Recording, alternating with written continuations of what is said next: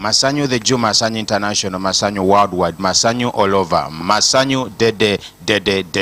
Nema Diana, the king of radio. And we say what's up, taking you to the hour of 10 a.m. We want to appreciate you so much for being ardent listeners and viewers of this favorite program of the Wake Up Call. Today is Tuesday, 26th, and we have exactly like 4 days to end the month of August. Daya, I want to say you look good in you want to say what? No, Jeji de miezi ebiri Agusito.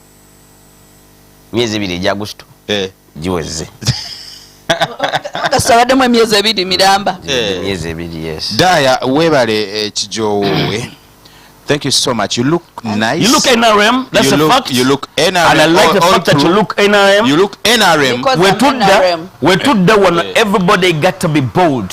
Yeah. About who they are and what they love and support. Now this is Miwanoza Sivao. No gamba ko yambale pateyo. Era bosanga mu red. Okulekanga is just a normal cloth. I want to say this. I want to say this. Everybody in this country believes in one thing or the other. Yeah. And there is no space where someone says, I don't believe in this. No. Echongo muntu, obuntu, as in humanity, God did not create us not to have a particular side in life. And that is what freedom is that he gave us. God is not a dictator. The system of God ideally he even gives you a choice to choose him or exactly.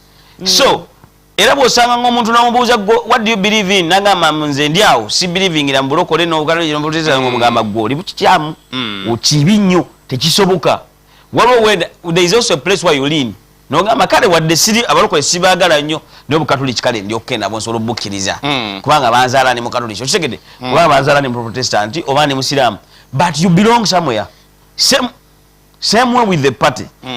Okitegede political parties.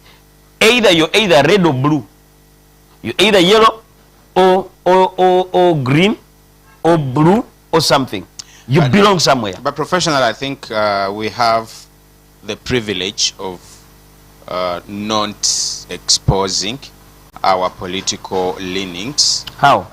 For professional standards, broadcasting standards. No, if it was, no, everyone has a right. No, it is not like that. Because guess what? Other than that, it is not right. Other than that, no, I'm saying people, this other than that, yes, people would not be lining up to vote for their particular individuals if you're not supposed to show a side. The issue is here, while you're showing a side and a direction, can you be balanced? Or what you get? Hey, can you be balanced with life? Or no, you're living in a space where other people also live and also have their own opinion as well. I think what Masanyu is saying that it's okay to don't feel like saying professionally, it's okay to keep it private if you like. Professionally, and it's okay to speak it out if you like. To us broadcasters, it is not okay at all. It is not okay me coming on live on radio and TV and say on a wake-up call show like this and say I'm NRM, I support President Museveni, I stand for this. That is not professionally right. Just like you cannot as a business person kukera kumacha ku boutique yo enene bweti oba ku supermarket yo nokera kumacha notimbako konna ebipande bya Museveni oba ebipande bya Bobi Wine oba ebipande bya Elias Lukwago, those political figures. Why? Because we need to differentiate between politics and business, or just like church. I've always told you, I know pastors that are pro-NRM pure, I know pastors that are purely, but standing on the pulpit like some pastors do, our fathers of faith,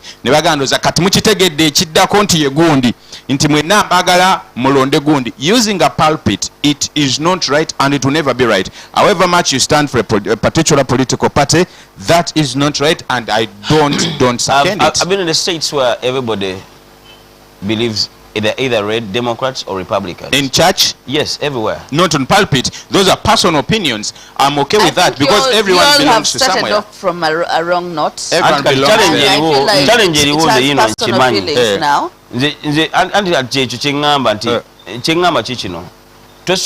Not to expect me, and I'm not a hypocrite. No one said you're an hypocrite. So what I'm trying to say is that if anybody asks me what do I believe in and what do I think, I would definitely tell them what I think. I have been with people who are prominent people and figures who are supposed to be, but the moment you ask them, are you a Democrat or a Republican, they will definitely openly tell you, I'm a Republican. I am a red or I am a blue, and that's what's up.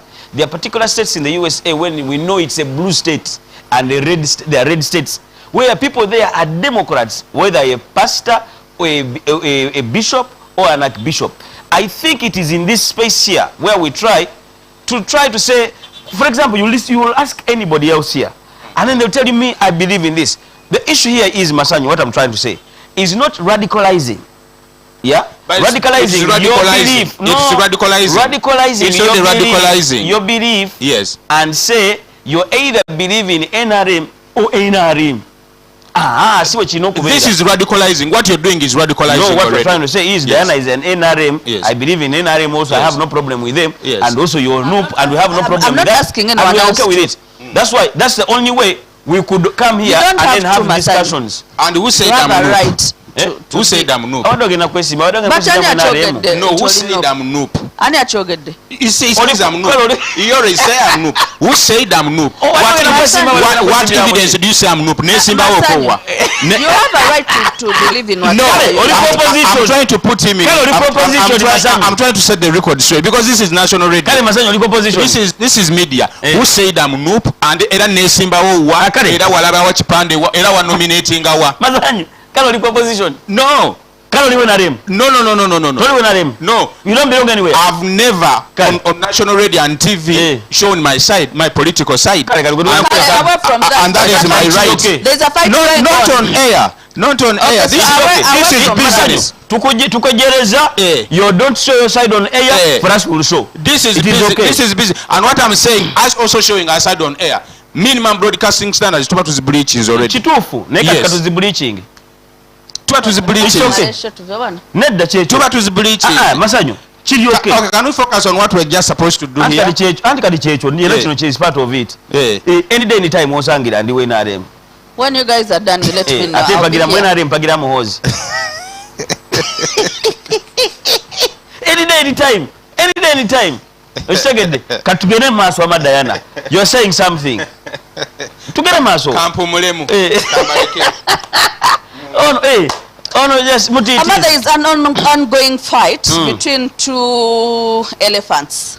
The former speaker and the current speaker. You guys see what's happening? Mbamaze. Tugene maso. You're saying? You know, she mujono. Ateze najira bidao. Wetunda mu masa, wetubade twogera ku politics tetuyina kye tuyamba abantu. Tujja byogera ko fenga tubitegeera, ngabo tubiyagala nawe oli wadembe okubyogera ko eyo najoli. Ne tukubire simu. This show abatuliza ba nupu, ba DP. I have roots in UPC. Roots. So let me read for you this small. I think I'll not even complete it. But just for you to get a picture. Continue. So there is a fight going on between former speaker Rebecca Kadaga and current speaker Anita Among to occupy the top post of second national vice chairperson, female. Now that fight, I think President Museveni, let me not conclude, finish the whole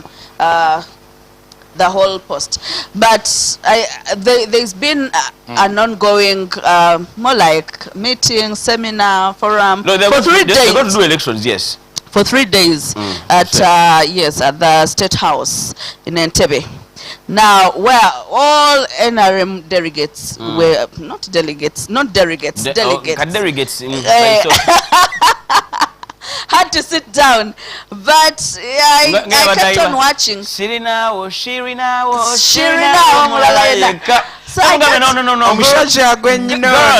kept, Shirina. It is Sirina, not Shirina. Yes.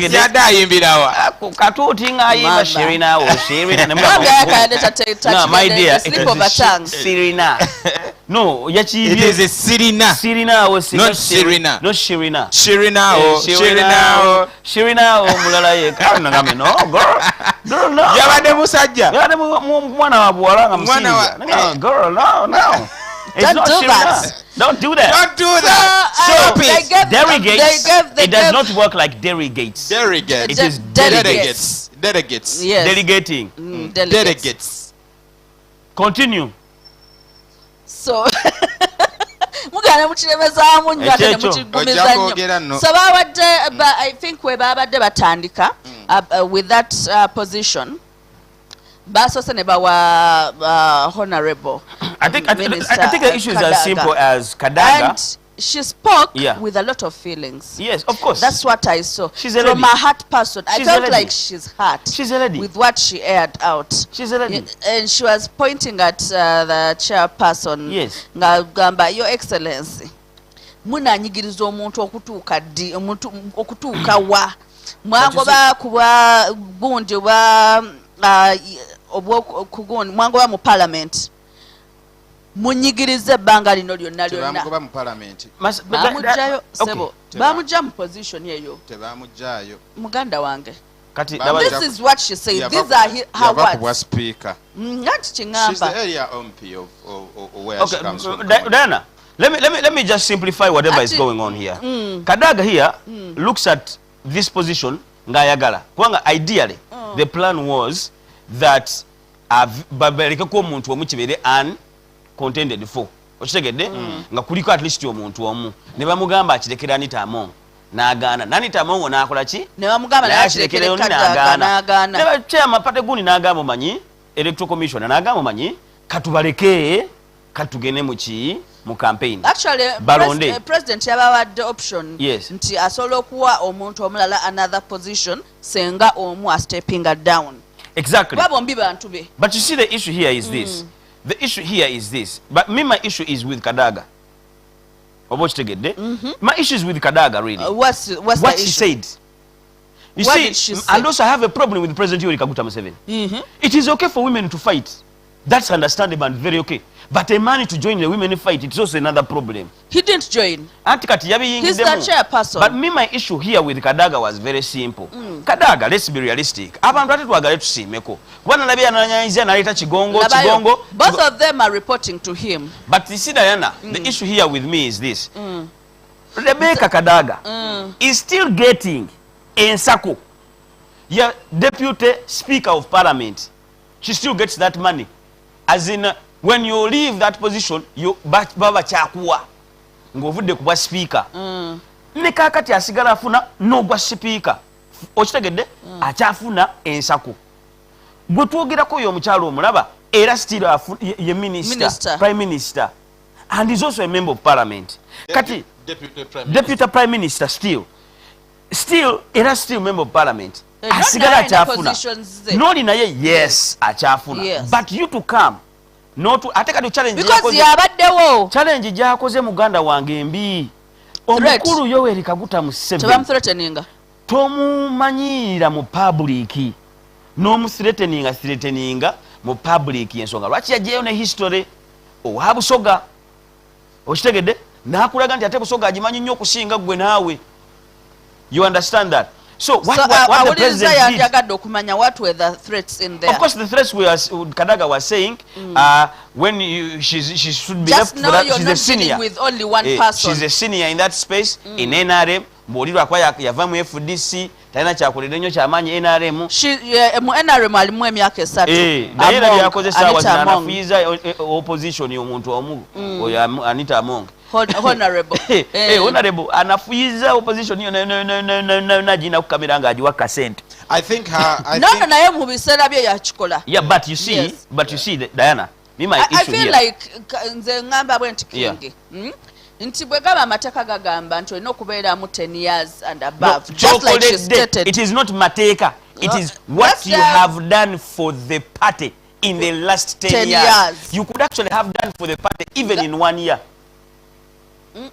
No, for the last in the span of last 10 years. Her argument is Diana, no, interpretation is different. Bwenzija nekugamba Diana, for you okwesimbawo ku president wa federation ya gospel oteekwa okuba olina okuba nga olina kyokoledde industry at least for within the last 10 years. Within the last 10 years. Yes. So within the last 10 years osobola okujja ng'ogikoledde within 2 years or 1 year. Noba ng'olina kyogikoledde kiri significant n'okipresentinga. You understand that? I think psychologically, I feel like challenge is it's she only feels fair, entitled. It's only fair if they gave Honorable Kadaga But this Chisanja nakyo nekigwa. But what fairity, guys? What fairity? Ayagala kulya ki? Psychological and emotional. I want to understand where Mama Rebecca alitwala Kadaga muchala musoga nze nandi musoga.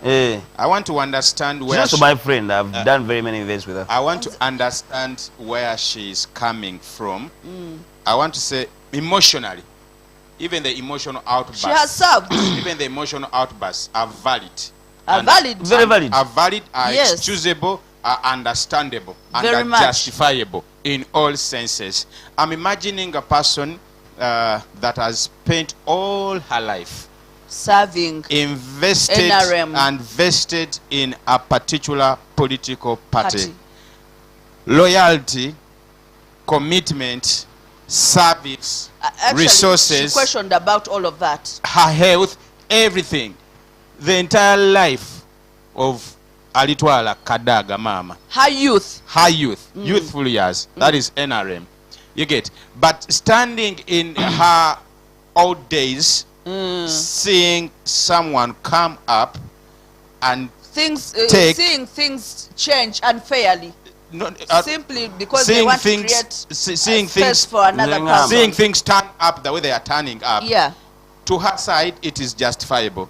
And then psychologically, it also touches. It is human. It is human. But again, I want to also go on the political side. On the political side, I don't know how the systems and structures of NRM work as far as that position is concerned. But politically, any post is subjected to competition. So if she's against competition, then we have a problem with that. There is also a challenge there. You get, however much, because you can contest just like the Constitution says.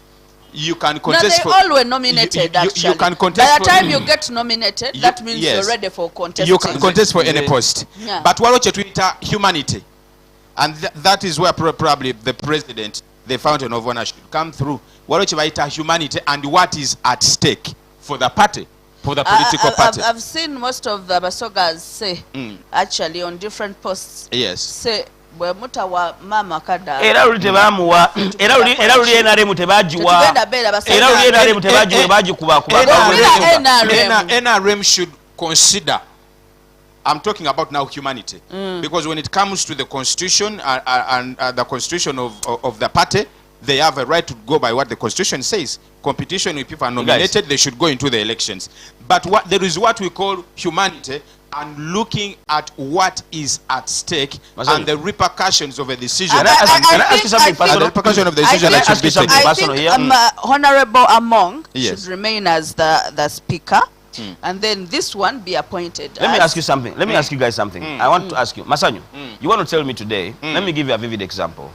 That I've stayed here longer enough. If you are to be given a position of a general manager, they should not consider you and your books in and your sense. competence and your energy gochali muvubukanze ni musajja ne myaka ana, and then you are nebyosobola okukola nedduka gosobola okutambulirako okitegedde batunuulire nze ate ali my evening time because I've been here the longest.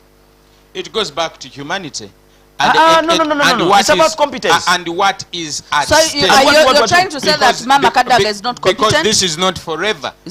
Wait. This is not a forever thing. King. So you being in your old days. What are you trying to say? That Mama Kadaga is not competent? Anti kati ababa kulonda According to bakula what by the way bamkolako wrong PR. Babade baleeta videos nga bulaga akoye akadiye, but when namulabye nga she's arguing things out, she's still strong. Banaye. And she's younger than, by the way, our president. I want to bring to light what you're saying in that particular example. The experience that you bring to the table, the spaces that you've been to, and things that you have done for Spirit Media Group.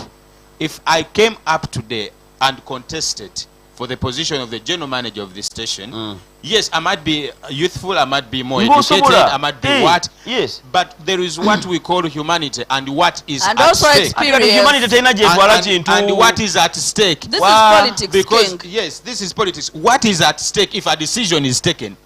What is at stake if a decision is taken? Because that is the solid reality. Or not taken. We have in ground. What is at stake when the decision is taken? At the end of the day, it is not about just winning, but it is winning Anti kati labayo. in a fair way. Bogama, what is at stake? There is nothing Yes. at stake. There is a lot at stake. Politics is politics. There is a lot at stake. No, there it is a there's lot at nothing. stake. Kali By the way, there is. bongama mune busoka tebagenda kumuwa bamuwa luli NRM There is a tebagiwera. Baada they are forces. Tebagiwa era bagikuba akalulu. They are king. President Museveni baada bamuwa akalulu. What should Era King, ndukuja King, kuba and, King and Diana? What Ndukuja King kuba and Diana? What you should understand? Politics. There are stakeholders in politics, and there are forces that govern politics. There is a decision that Ekyo kituufu. there is There a are people decision. that are inactive but Yes. very, very Very- strong. Naye Very kati tukomewo. Politics ono Just- muleka mubeera mu bitundu tundu. Let me Naye kati give you. tukomewo. Let me give you. Let me. We help jumpstart your day like this. Wake up call